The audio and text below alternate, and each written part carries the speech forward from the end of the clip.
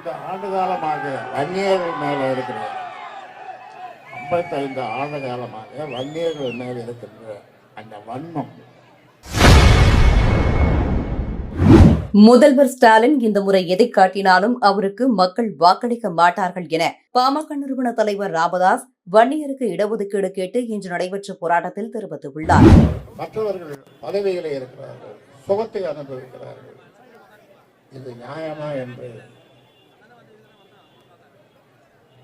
இந்த மக்கள் கேட்கிறார்கள், வன்னிய மக்கள்.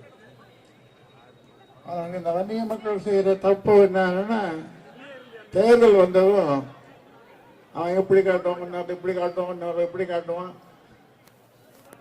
அவன் 1000 நான் 2000 கொடுக்குறோம், இன்னொரு 3000 கொடுக்குறோம்னா ஏமாந்துவான். விழிப்பு. ஆனால் இந்த தரம் நீ எதை காட்டினாலும் நடக்காது தம்பி, நீ எதை காட்டினாலும் நடக்காது. மக்கள் அவ்வளோ தெளிவாக இருக்கிறாங்க, இளைஞர்கள் அவ்வளோ தெளிவாக இருக்கிறாங்க,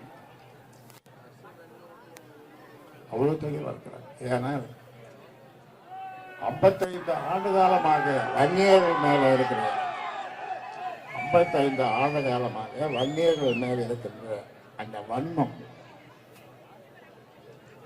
வன்னியர்கள் அடிமட்டமாக ஒரு நாள் காலையில் எழுந்திருக்கும் போது அடிமட்டமாக அவர்கள் வன்னியர்கள் என்ற சாதியே இல்லை என்று சொன்னால் இவர்கள் ஆனந்த கூத்தாடுவார்கள்,